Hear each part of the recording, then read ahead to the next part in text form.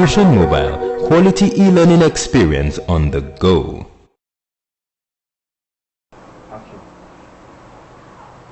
You're welcome to Fusion Mobile e-learning platform. My name is Jacob Uchenna and I'm your teacher for economics. Today we'll be looking at the topic or the study session on inflation. Inflation is regarded as one of the dangerous elements when it has to do with an economy. In fact, an author calls it the devil, one of the devils of an economy, in the sense that during inflation, certain things are amiss. The economy is not really producing so much yet. There's a hike in price, standard of living falls, and so on and so forth.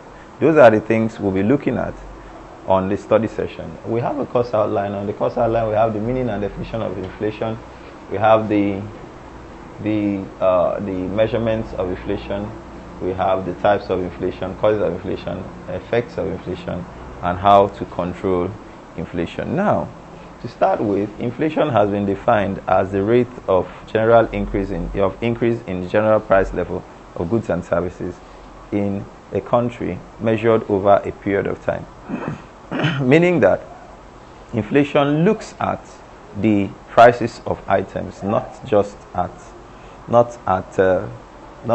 the nominal increase, that is value increase. It looks at the percentage increase. That is why inflation is always measured in percentages, in rates. Now, looking at inflation, because when you talk about inflation, it talks about percentage increases, meaning that definitely when we have a price index of 128%, like that, 128%, it means that with a particular with a particular base of 100%, there's an inflation of 28%. There was a rise of 28%. Definitely, countries that will experience such things has not existed, or is still at a very backward stage. More realistically, inflation rate is always meant to be maintained between 3 and 7%, or even less than that in a year. Now, looking at inflation, we have to say, okay, what are ways to measure inflation? That's item number 2, point number 2. What are the ways of measuring inflation? Inflation is measurable using using the general price indices. General price indices, of course, could also be brought down into, we have the consumer price index can be used.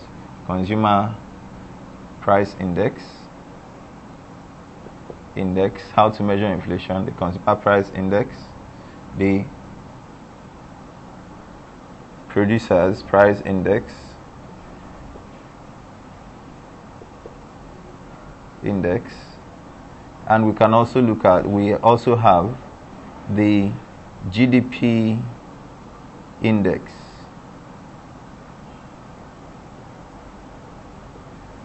Now, most cases, when you measure real GDP at a given base level, then you can use that to estimate your level of inflation. Now, the consumer price, these are what measures of how to measure inflation. Looking at the next one, types of inflation. Now, inflation has various types. Inflation, which we are going to list some, if not all of them. We have the first one, the most common one. You have the demand pull inflation. Demand pull inflation. We have the cost push inflation. We have the galloping inflation.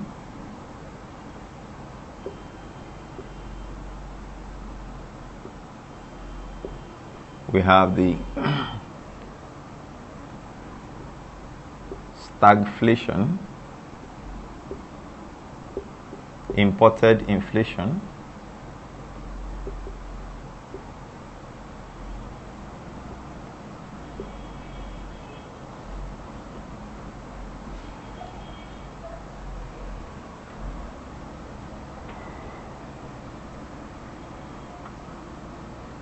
Now, these things, then we have the creeping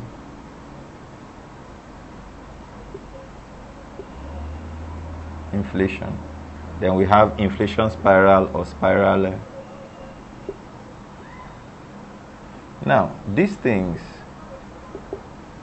demand pull inflation, let's start with that. Demand pull inflation refers to types of inflation that which is where increase in prices or rise in prices are actually caused by the excess of demand over supply. When demand increases over supply, what happens, like we studied in our theory of price determination, what happens is that the suppliers or the producers increase their price since the economy has become survival of the fittest. So the few goods that are available will be benefiting those that can afford it. Now, the second one, we talk about the cost push inflation. The cost push inflation talks about the kind of inflation or rises in price that is primarily caused by an increase in the price of production inputs. Some other causes could lead to that, but later we'll look at that under causes of inflation. The next one, galloping inflation, or some others call it hyperinflation. This is a sharp or momentary increase in the price level of goods at a given time. Usually this is caused by a sudden change either in government policy or sudden shock in the economy.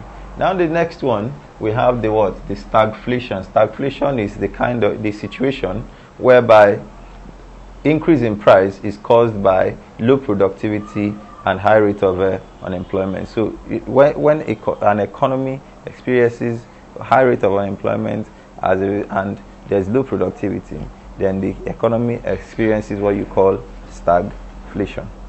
Now, the following one, which you call the imported inflation, is a kind of inflation that the rise in price is as a result of the rate of exchange between the naira and the local currency and the foreign currency.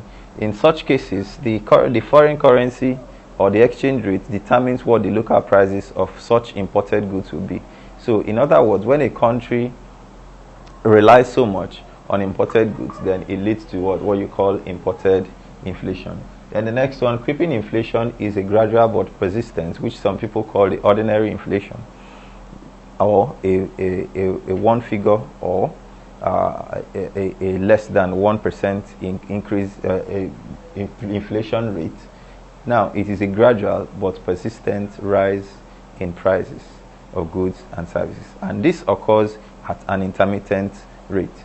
Now, these kind of things, then the last one we will look at is the spiral inflation, or what we call inflation spiral.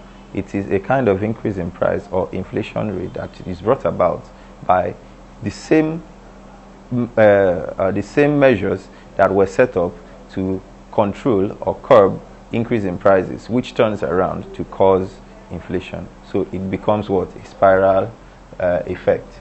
Now, these are the types of inflation. We'll take a look at the next one, which is causes.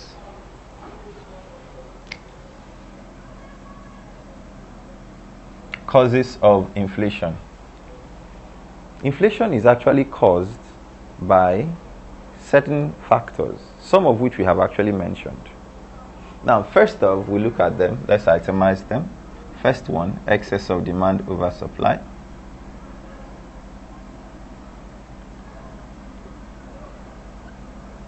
Supply.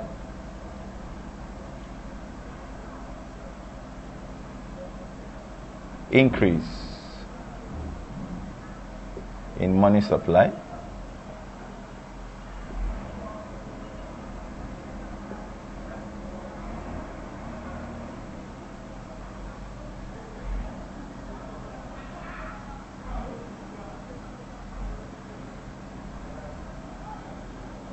Decrease in production, increase in price of production inputs,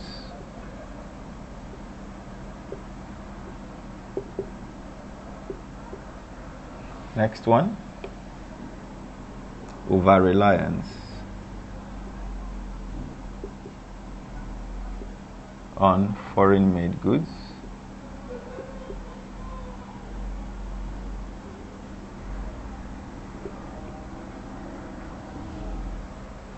reliance on foreign-made goods,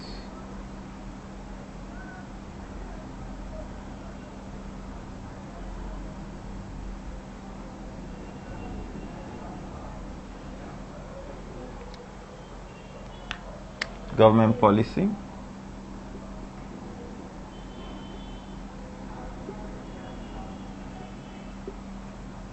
natural disasters,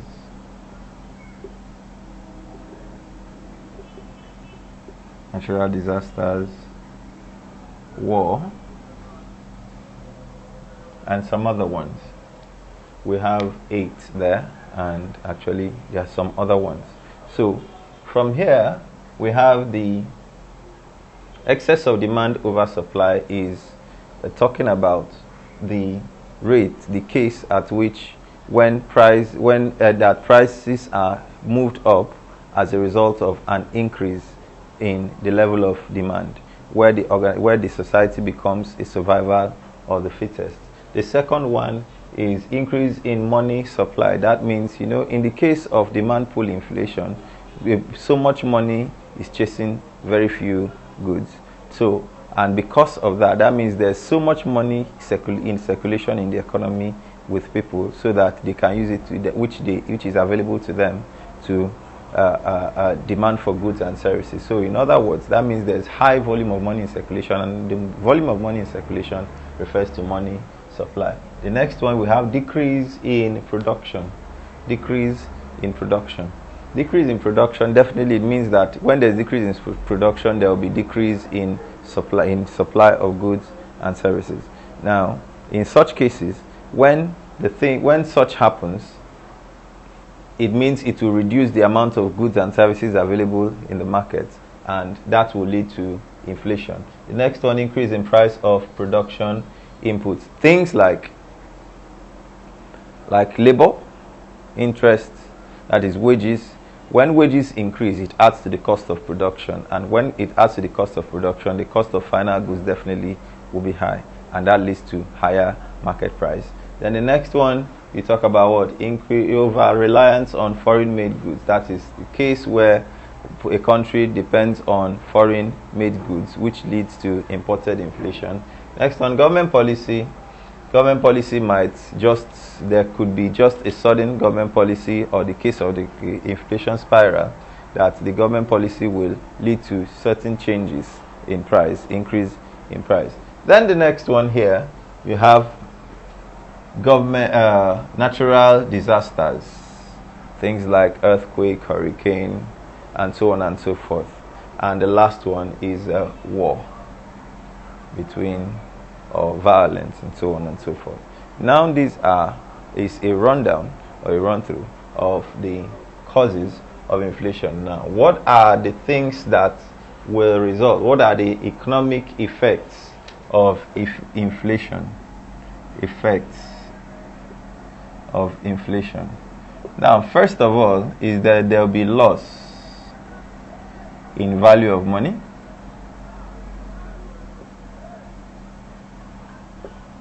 Two, there is definitely high money supply, high volume of money in circulation.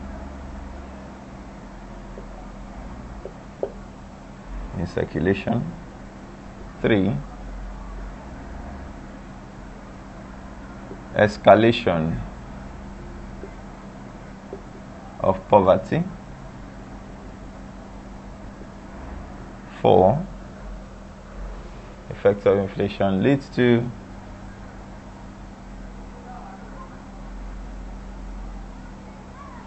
Okay, loss in value of money, high volume of money in circulation, escalation of poverty,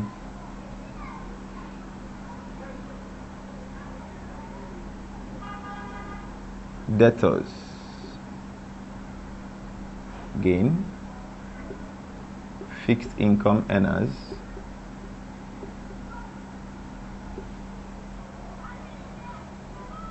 suffer.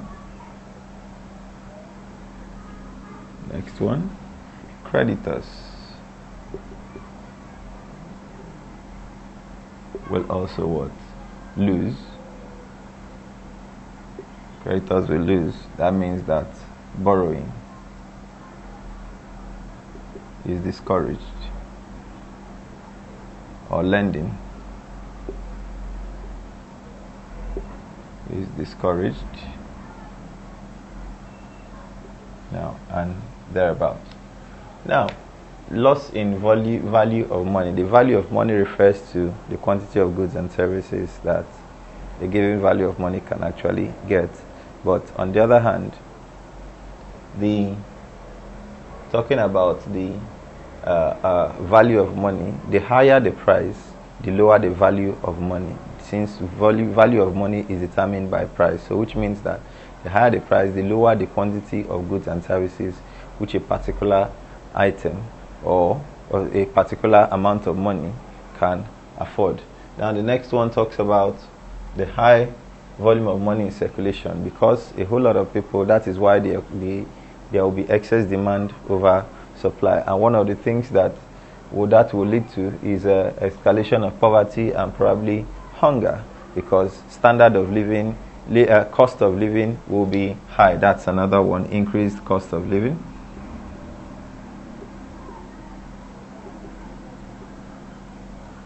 So the next one here is that the debtors will gain.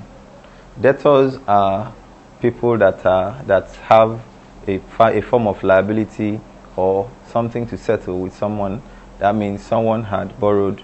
So in other words, it actually takes a kind of shorter time or so to get the debt to be settled, because the value of money at the time the debt was acquired or was incurred is lesser than what it is now. So if for instance we had a debt of 500,000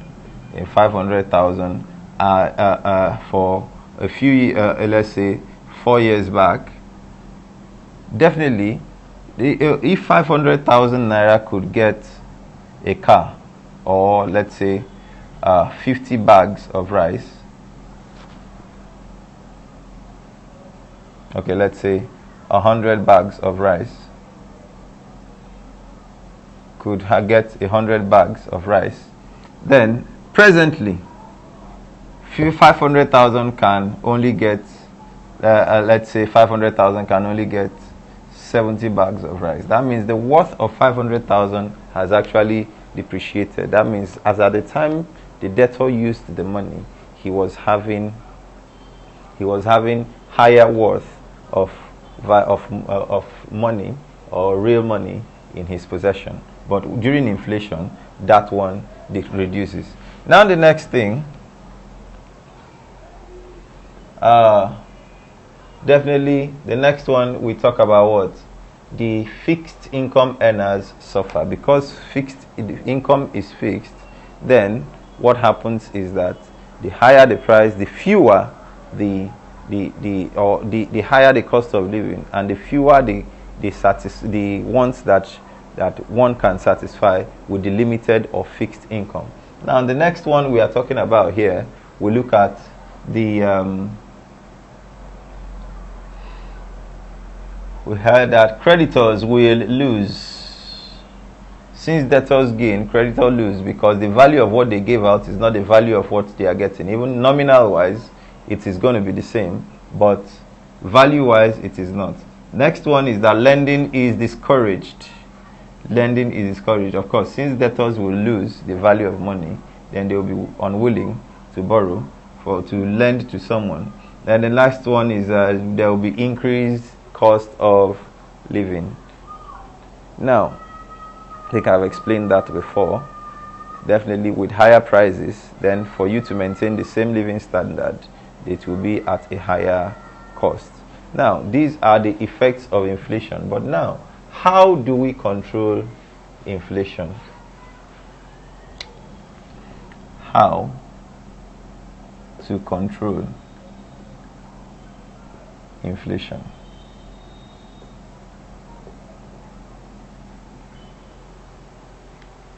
How to control inflation. Now, inflation here,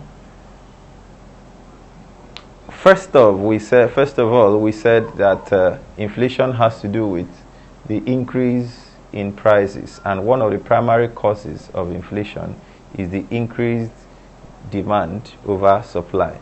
When demand increases over supply, it means definitely that the people spending have so much in their hands to spend.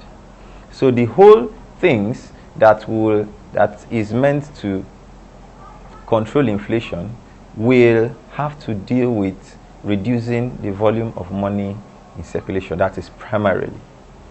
Now, how to control inflation? We have what we call physical control, and we have the fiscal control and monetary control. Now, in the case of physical control, you have increase in the volume of production, increase in the volume of output of production,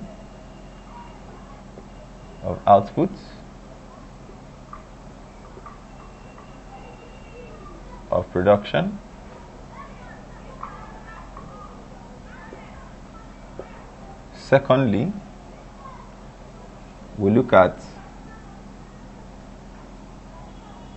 subsidies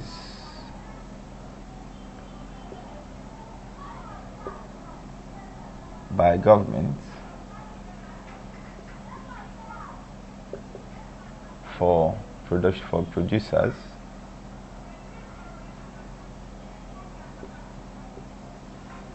We also look at, now before we go there, we look at what the fiscal control now, that is use of fiscal policy. The fiscal policy, we could say what? Increase in taxation,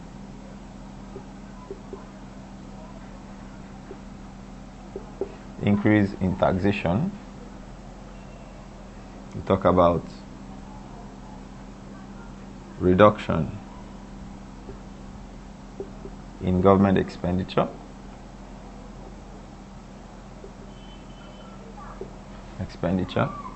and of course, more generally, you could adopt a surplus budgeting system.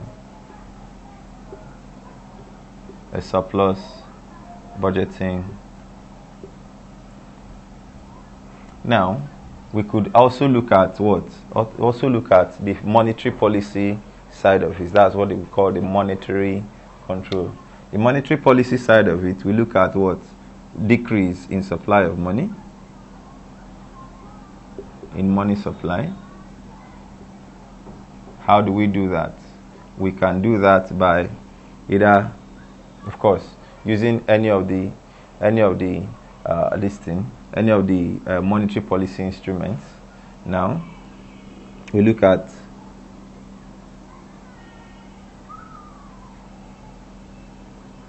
decrease in money supply. Now, the main ways we can reduce money supply, we can use the bank rate, we can use the cash ratio, we can decide to use what? Direct bank reserves or bank rates. Now, those are the things we can increase lending rates,